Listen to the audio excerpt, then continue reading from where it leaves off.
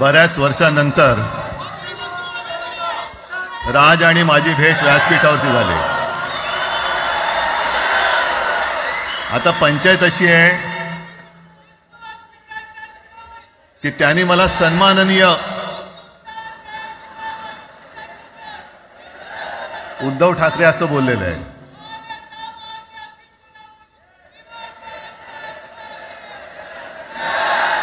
ठीक आहे. आणि साहजिकच आहे की त्याचंही कर्तृत्व आपण सर्वांनी पाहिलेलं आहे.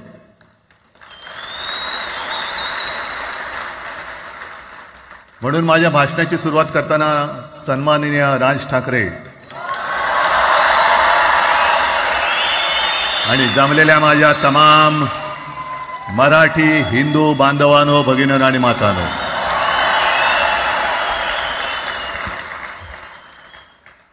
अप्रतिम मांडणी राजनी केलेली आहे. माझ्या भाषणाची काय आवश्यकता आहे असं मला वाटत नाही, कारण आजच्या कार्यक्रमाची घोषणा झाल्यानंतर साहजिकच आहे सगळ्यांचं लक्ष हे आज भाषणाकडे आहे. पण वैयक्तिक मला असं वाटतं की आज आमच्या भाषणांपेक्षा आमचं एकत्र दिसणं हे महत्वाचं आहे. सर्वप्रथम इकडे समोर सगळेजण बसलेत. ज्यांनी ज्यांनी मराठी भाषेसाठी पक्षभेद विसरून एक मराठी माणसाची वज्रमूठ दाखवली, त्या सगळ्यांना धन्यवाद देतोय. दीपक पवार पण त्याच्यात आहेत, सगळेच आहेत. मुणगेकर साहेब आहेत, सुप्रियाताई आहेत, सगळेच आहेत. कोणाकोणीचे नाही. महादेवराव बसले.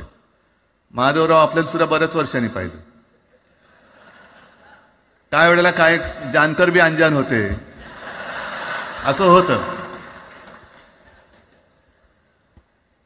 पण एक गोष्ट नक्की की आमच्या दोघांमध्ये जो काही अंतरपाठ होता तो आनाजी पंतांनी दूर केला.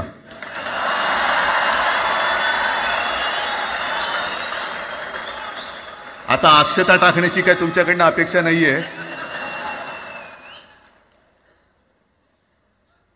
एकत्र आलोय एकत्र राहण्यासाठी.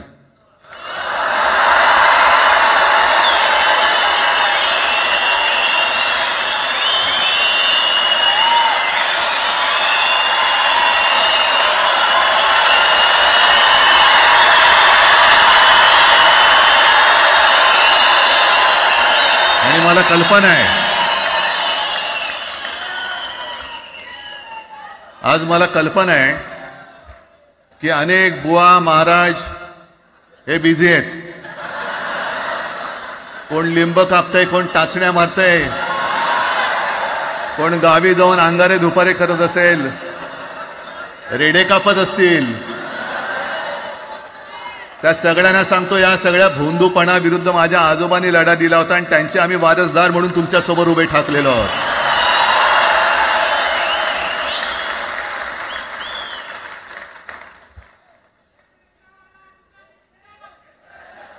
नाही, सगळं आपणच करून ठेवलेलं आहे.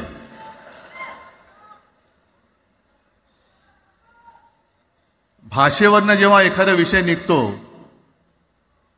तेव्हा तो केवळ वरवरचा धरून चालणार नाही.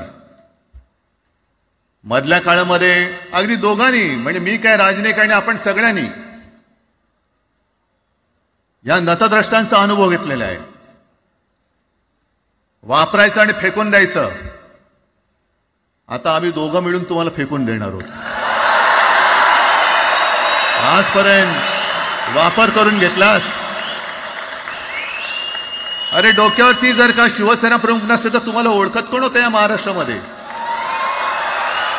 कोणत्या भाषेत बोलत होतात? अगदी राज, तू सगळ्यांची शाळा काढली. मला एका प्रश्नाचं उत्तर पाहिजे, मोदींची शाळा कोणती? सगळ्यात उच्च शिक्षित आहेत.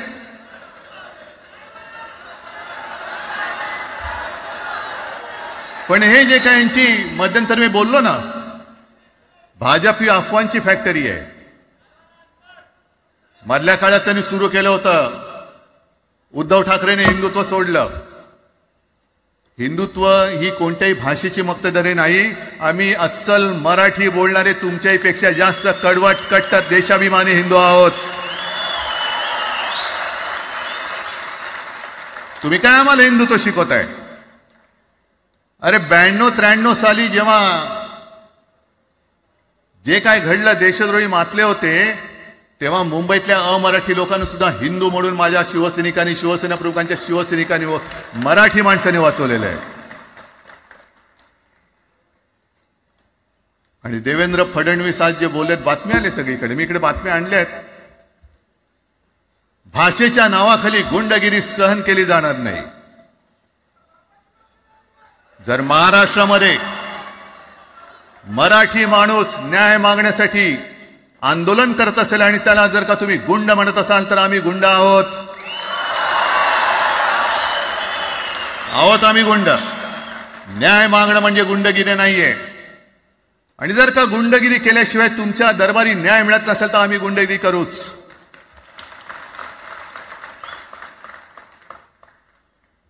पण हे सगळे राजकीय बाडगे,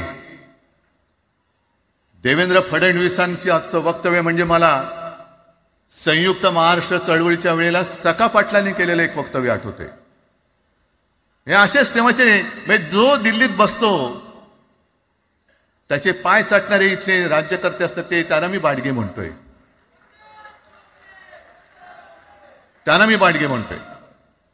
कारण संयुक्त महाराष्ट्र चळवळीमध्ये मुंबई आपल्याला आपण मिळवली. आपण म्हणजे आपण मराठी माणसांनी.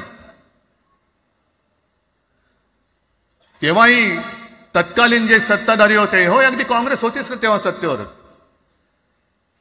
मुंबई मराठी माणसाला द्यायला तयार नव्हती. आणि तेव्हा सुद्धा एक मराठी माणूस, म्हणजे आज जे बोलतात ना आम्ही मराठी नाहीत का, अरे तुम्ही नुसतं नावाने मराठी आहात, तुमच्या अंगात मराठी रक्त आहे की नाही आता तपासावं लागेल. आणि सखा पाटील बोलले होते, यावश्चंद्र दिवाकरो, मुंबई महाराष्ट्राला मिळणार नाही. कशी नाही मिळत, झुकवलं, वाकवलं, गुडघ्यावरती आणलं मराठी माणसानी. आणि मुंबई आपल्या हक्काची, तुम्ही आता जी घोषणा घेतली ना, दिली ना, ती मुंबई आपल्या हक्काची आपण लढून आपण मिळून घेतली.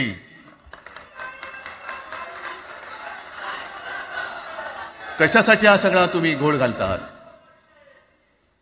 पण याच्या मागे मी जे माझ्या डोक्यात जो एक विचार आहे, पटतं की नाही बघा. हे यांचं सध्या जे काय चालू आहे, म्हणजे आधी आपल्याला सुद्धा वाटलं होतं. कारण तेव्हा काश्मीरमध्ये 370 कलम होतं, ते हटवण्यासाठी शिवसेनेने पाठिंबा दिला. आणि तेव्हा यांनी घोषणा दिली होती, एक निशाण, एक प्रधान, एक विधान. बरोबर आहे, देश एक असला पाहिजे, संविधान एक असला पाहिजे, निशाण सुद्धा एकच, तो आपला तिरंगा असला पाहिजे. भाजपचं भांडी पुसायचं फडकं असतं कामा नये. ते फडकं म्हणजे आमचा राष्ट्रध्वज नाहीये. पण ते सगळं चाललंय एक एक एक एक. त्याच्यानंतर आता नवीन एक टुमणं काढलं, 1 नेशन 1 इलेक्शन. म्हणजे हळुवारपणाने हे सगळं काही एक एक एक करत, हिंदी, हिंदू, हिंदुस्तान, हिंदू आणि हिंदुस्तान मान्य आहे, पण हिंदीची सक्ती आम्हाला मान्य नाही. तुम्ही किती कमिट्या करा, हिंदीची सक्ती तुमचे 7 पिढ्या उतरल्या तरी आम्ही लावू देत नाही.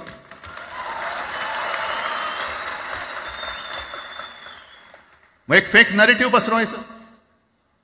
हे उद्धव ठाकरेच्याच काळातलं. अरे उद्धव ठाकरे एवढं काम करत होता, मग पाडलात कशाला गद्दारी करून? ताने बोंबललात तेव्हा. पण मी अभिमानाने सांगेन, माझ्या मंत्रिमंडळातले सहकारी इकडे बसले, जितेंद्र आव्हाड आहेत, आणखीन कोणी असतील. मी मुख्यमंत्री असताना महाराष्ट्रामध्ये मी मराठीची सक्ती केली होती आणि केलीच, ज्याचा मला अभिमान आहे. काय केलं त्याचं तुम्ही? मराठी भाषा महाराष्ट्रामध्ये सक्तीची करावी लागली. का करावी लागली? कोण आहेत आमच्या मराठीचे दुश्मन, कोण आहेत? पण महाराष्ट्रामध्ये मराठीची सक्ती केल्यानंतर सुद्धा काही लोक कोर्टामध्ये गेले. ती गुंडगिरी नाही होत. पण आता कोणतरी एक तो भेडिया काय भेडी असतं त्याचं नाव,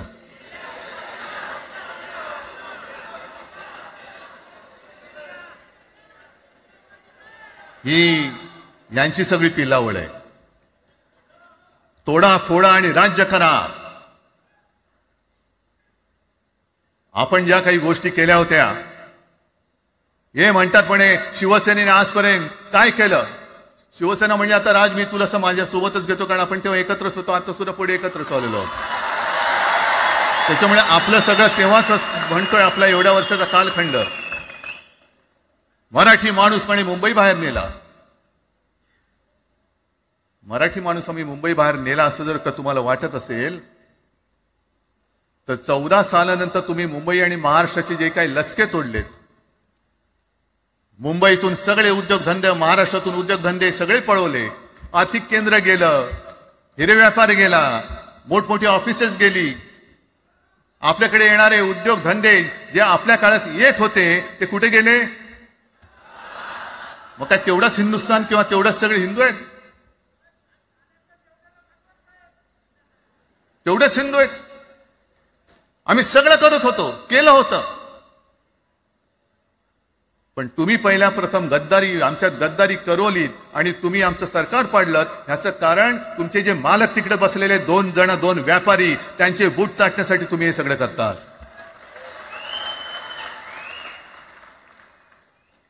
हे इतक्या वर्षाचं सगळं सहन करत करत करत आपण आलो. आपल्या डोळ्या देखत सगळे लचके तोडले जात आहेत. आपल्या दोघांनाही भांडवलं जात आहे आणि नतद्रष्टा आपल्या डोक्यावरती बसतायत. किती काळ सहन करायचंय? प्रत्येक वेळेला काही झालं की भांडाभांडी लावायची. आता सुद्धा तेच होणार. म्हणजे आम्ही एकत्र येणार, आल्यानंतर निवडणुकीपर्यंत एकत्र राहतील का? सत्ता प्राप्ती, काही जण म्हणतात की यांचा मराठीचा नाही, महापालिकेचा आहे. अरे नुसता महापालिकेचा नाही, तर आमच्या महाराष्ट्राचा आहे. आम्ही महाराष्ट्रात सुद्धा काबीज करू.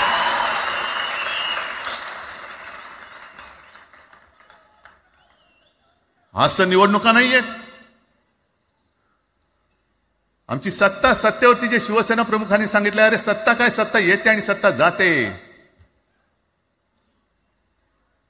पण आपली ताकद ही आपल्या एकजुटीमध्ये असली पाहिजे. दर वेळेला संकट आलं की आपण सगळे मराठी एकवटतो आणि संकट गेलं की आपणच एकमेकांमध्ये भांडायला लागतो.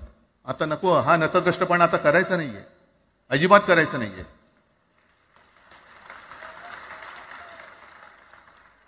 कारण गेल्या विधानसभेत त्यांनी जे काही केलं, बटेंगे तो कटेंगे. आपल्याला काय वाटलं होतं की हिंदू मुसलमानांमध्ये करतायत. हिंदू मुसलमान तर केलंच, पण त्यांनी खास करून केलं ते मराठीतर मध्ये केलं. म्हणजे यांची नीती आहे ती अशीच आहे जे गुजरातमध्ये त्यांनी केलं. गुजरातमध्ये गेल्या निवडणुकीत एक असा माहोल होता, मला वाटतं मोदी तेव्हा तर त्यांच्या नंतर असेल, माहित नाही मला, लक्षात नाही. वातावरण असं पेटलं होतं गुजरातमध्ये की बस आता पटेल यांना आपटेल. पण त्यांनी काय केलं बरोबर? पटेलांना भडकवलं, पटेलांना वेगळं केलं आणि पटेल तर सगळं एकत्र केलं. हरियाणामध्ये पण तेच केलं. जाट लोकांना भडकवलं, जाट लोक एकत्र झाले, त्यांना वेगळं केलं आणि जाटे तर सगळा जो काही समाज होता तो एकत्र करून तिकडे सत्ता प्राप्त केली. महाराष्ट्रामध्ये तेच केलं. मराठ्यांना उचकवलं आणि मराठी तर सगळा एकत्र केला. बटेंगे तो कटेंगे ही भीती त्यांच्यामध्ये निर्माण केली की बघा ते एकत्र झालेत, तुम्ही जर का फुटलात तर ते तुमच्या डोक्यावर बसतील. झाले एकत्र. मराठी माणूस मराठी माणसाची भांडला आणि दिल्लीचे गुलाम आपल्या डोक्यावरती राज्य करायला लागले. आणि आपण त्यांच्या पालख्या व्हायच्या. नुसते पालख्यांचे भय होणार की तुम्ही कधीतरी आपल्या माय मराठीला पालखीमध्ये सन्मानाने बसवणार आहात. बस झालं, आता यांची जोखड फेकून दिली पाहिजे. एकमेकांमध्ये भांडून त्यांचे जे काही डाव आहेत ते करत असतात. मी पेपरमध्ये बघितलं, काल बघितलं, आज बघितलं. आमचे पंतप्रधान जगभर फिरतायत. काय तो मोठा पट्टा घातलाय, स्टार ऑफ घाना. कुठे आला घाना देश? इकडे घाण आणि तिकडे घाना, स्टार ऑफ घाना. पण एका बाजूला मोदींचा फोटो आणि दुसऱ्या बाजूला माझ्या महाराष्ट्रामधला शेतकरी कर्जबाजारी झालाय, त्याला बैल सुद्धा तर पोचत नाही, बैल मिळत नाही, म्हणून त्या नांगराचं जोखड घेऊन तो शेती करतोय. मग एका बाजूला हा शेतकरी, त्याच्या खांद्यावरती गळ्यामध्ये ते नांगराचं जोखड आहे, आणि तिकडे आमचे पंतप्रधान स्टार ऑफ घाना. लाज वाटली पाहिजे, लाज, खरोखर लाज वाटली पाहिजे. आणि आजच पेपरमध्ये बातमी आले, 2 बातम्या आल्या की लाडक्या बहिणीचं पोर्टल आता बंद, नव्याने नोंदणी होणार नाही. बसा बोंबलत आता. आणि त्याही पेक्षा सगळ्यात भयानक गोष्ट म्हणजे संपूर्ण देशामध्ये सगळ्यात जास्त कर्जबाजारी शेतकरी कुठे असतील तर ते आपल्या महाराष्ट्रामध्ये आहेत. महाराष्ट्र आता थांबणार नाही, कर्ज काढतच राहणार. आणि ही यांची जी काही खेळी आहे, आपापसात भांडवायचं. मी एक साधी गोष्ट केली होती. जितेंद्र, तुम्हाला माहिती असेल, आपण तिकडे चौपाटीला, जिकडे बिर्ला मातोश्री बिर्ला क्रीडा केंद्र काय आहे, मराठी रंगभूमीचं दालन, मराठी रंगभूमीचा इतिहास सांगणारं दालन, त्याची निर्मिती करण्याचे सगळे आदेश वगैरे राज्यात सगळं झालं. आराखडा मंजूर केला मी. आणि 2-3 महिन्यापूर्वी बातमी आली की तो आराखडा यांनी केराच्या टोपलीत टाकला, ती जागा यांच्या मालकाच्या मित्राच्या घशात टाकतात. हा मराठीचा तुमचा अभिमान? मराठी भाषा भवनाची त्याचं भूमिपूजन मी केलं होतं. माझ्या सोबत अजित पवार होते, उपमुख्यमंत्री. कुठे गेलं मराठी भाषा भवन? कुठे गेलं मराठी भूमीचं रंगभूमीचं दालन? का तुम्ही आमची मराठी मारतात? का तुम्ही आमच्यावरती सक्ती करता आहात? अनेकदा सांगितलं की आम्ही कोणत्याही भाषेच्या विरोधात नाही आहोत, पण जर आमच्यावरती सक्ती करण्याचा प्रयत्न केला तर आमची शक्ती काय ती एकदा तुम्हाला अशी दाखवू की पुन्हा तुम्ही कधी डोकंवर नाही काढणार, पुन्हा डोकंवर काढणार. या सगळ्या गोष्टींकडे आपण आज एकत्र आलेलो आहोत. पुन्हा आपल्यामध्ये काड्या घालण्याचे उद्योग होतील, कारण त्यांचा धंदाच तो आहे. एकतर कुठे, मी नेहमी सांगतो, कोणाच्याही लग्नामध्ये भाजपवाल्यानं बोलवू नका. येतील मस्त श्रीखंड, बासुंदी, पोळ्या बिळ्या खातील आणि त्याला नवरा बायकोत भांडण लावून दुसऱ्या लग्नात जेवायला जातील. बरं, एवढं केलं तरी बरं, नाही तर त्या पोरीलाच पळून घेऊन जातील. कारण ह्यांचं स्वतःच असं काहीच नाहीये. कोणत्याही लढ्यामध्ये कधी भाजपा नव्हता. अगदी संयुक्त महाराष्ट्राच्या चळवळीमध्ये सुद्धा भाजप हा सगळ्यात शेवटी आला आणि 57ची निवडणूक झाल्यानंतर सगळ्यात पहिल्यांदा बाहेर पडला. हे जनसंघ, तेव्हा त्यांचा जो राजकीय नाव होतं जनसंघ, यांच्याकडनं आम्ही देशाभिमान शिकायचा, यांच्याकडनं आम्ही महाराष्ट्राचा अभिमान शिकायचा. आणि आम्ही आपापसात भांडून ह्यांना सगळं काही बहाल करून टाकायचं. या सगळं विकून टाका, सगळा सत्यानाश करून टाका. अरे, आपली मुंबईच्या शिंदड्या उडवल्या जात आहेत. अख्खी मुंबई कोणाच्या घशात घालतायत? कोणाच्या? बघत बसायचं सगळं. म्हणजे आज सगळ्यात जास्त जर कोणी जमिनीचा मालक मुंबईमध्ये असेल तो यांच्या मालकाचा मित्र आहे, अदानी. कोणाची जागा, कोणी रक्त सांडलं, कोणी रक्त सांडलं, कोणी ते हुतात्मा स्मारकाला वंदन करताना सुद्धा आपल्याला लाज वाटली पाहिजे. अरे, त्यांनी तर रक्त सांडलं, बलिदान केलं, पण त्यांनी रक्त सांडून मिळून गेलेली मुंबई जर का आपण राखू शकणार नसू तर आपल्याला लाज वाटली पाहिजे, शरम वाटलं पाहिजे. म्हणून त्या रक्ताची शपथ घेऊन मुंबई आणि मराठीच्या रक्षणासाठी आपल्याला उभं राहायला पाहिजे. ठीक आहे, असतील, होते मत, पटली होती, पटले नसतील, पण याच्या पुढे मराठी आणि महाराष्ट्र धर्माचं रक्षण करणं. आमचा हनुमान चालीसाला विरोध नाहीये, पण मारुती स्तोत्र आम्हाला का विसरायला लावताय? मारुती स्तोत्र आहे ना, भीमरूपी महारुद्रा. आमचा जय श्रीरामला विरोध नाहीये, पण भेटल्या म्हटल्यानंतर राम राम हे म्हणणारे आम्हीच मराठी. हे तुम्ही आत्ता जय श्रीरामची घोषणा द्यायला लागलात, पण जय जय रघुवीर समर्थ सांगणारे समर्थ रामदास त्यावेळेला आमचे होऊन गेले. त्यांनी आम्हाला पहिल्यांदा रामाची भक्ती शिकवली. त्याच्यामुळे यांचा काही आगा नाही, पिछा नाही. राजकारणातले हे व्यापारी आहेत, वापरा आणि फेका. तो एक गद्दार काल एक बोललाय, जय गुजरात.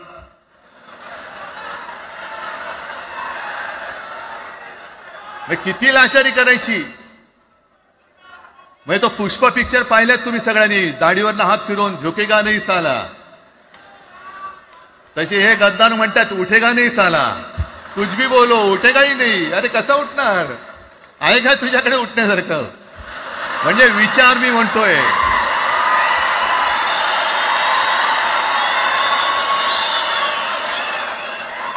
अरे विचार वगैरे मी म्हणतोय.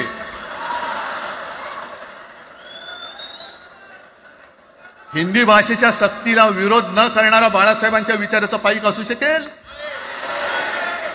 आपला मालक आला म्हणून त्याच्यासमोर जय गुजरात म्हणणारा आपल्या बाळासाहेबांच्या विचाराचा पाईक असू शकेल? मग आता जे मला वाटतं कुठल्या एबीपीचं होतं ना, उघडा डोळे बघा नीट. डोळे उघडलेत, पण आता जर का डोळे उघडले नाही तर पुन्हा कधी उघडण्याची वेळ येणार नाही, कायमचे मिटून जातील. आत्ताच डोळे उघडा, आत्ताच जागे व्हा. आणि आता आलेली जाग जर का जाणार असेल तर मग मात्र स्वतःला मराठी आईची मुलं म्हणू नका, अजिबात म्हणू नका. आणि शिवसेना प्रमुखांनी जे काही शिकवलं, एक तर कोणावर अन्याय करू नका, पण तुमच्या अंगावर जर का कोणी हात उगारला तो हात जागेवरती ठेवू नका.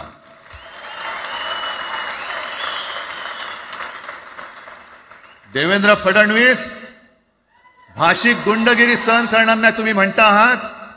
मला एक मराठी माणूस असा दाखवा की जो आपल्या देशात इतर राज्यामध्ये जाऊन गुंडगिरी करू शकतो. हिंमत आहे त्याची? एक मराठी माणूस दाखवा. पण तुमचे सगळे चेले चपाटे उठतायत, कोणावरही आरोप करतायत, तमाशे करतायत. अरे कोणताही मराठी माणूस किंवा कोणताही भाषिक इतर प्रांतीय भाषेत तिकडे गेला, राज्यात गेला आणि दादागिरी करण्याचा प्रयत्न केला तर उभा चिरून टाकतील तिथली लोक. बंगालमध्ये जाऊन बघा, तमिळनाडूमध्ये जाऊन बघा.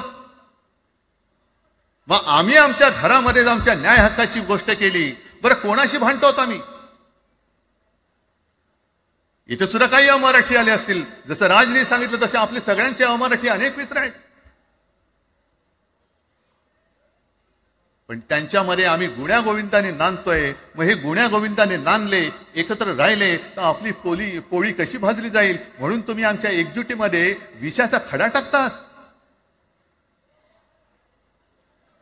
हे सगळे तुमचे डाव आता उघड झालेले. तुम्ही वाटेल ते करा, पण मी आज महाराष्ट्राला आवाहन करतोय, म्हणजे विनंती करतोय की यापुढे कोणत्याही पक्षाचे आपण असू, जसं संयुक्त महाराष्ट्र समितीच्या वेळेला मराठी माणसाची एकजूट झाली होती, तशी एकजूट जर का आपण सगळ्या पक्षांनी मिळून, अगदी भाजप मधल्या मराठी माणसांनी सुद्धा त्याच्यामध्ये आलं पाहिजे.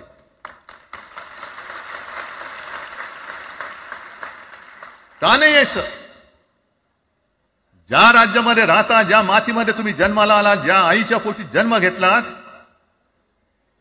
तिचे उघड उघड जर का हे धिंडोडे काढणार असतील आणि आपण आपले पक्षीय भेदाभेद घेऊन त्यांना पायघड्या घालणार असू, तर असं शंडाचं जीवन जगण्यापेक्षा मेलेलं बरं.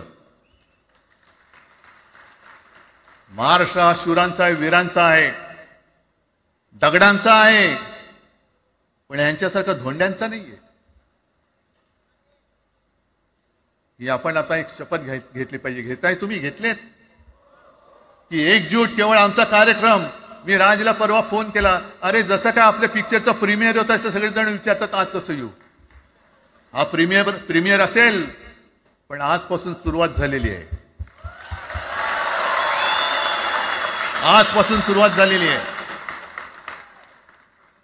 एक तर आम्ही कोणाशी दादागिरी करणार नाही, पण कोणी दादागिरी केली तर आम्ही ती सहनही करणार नाही. शिवसेना प्रमुखांनी तेव्हा जे सांगितलं होतं तेच परत एकदा सांगतोय.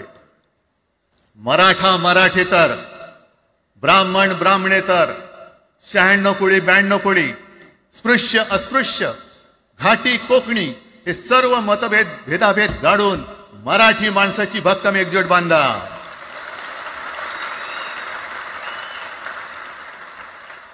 आणि शेवटी एक आवाहन करतो, हे सगळ्या मराठी माणसांना आणि मराठी प्रेमींना आहे, तुटू नका फुटू नका आणि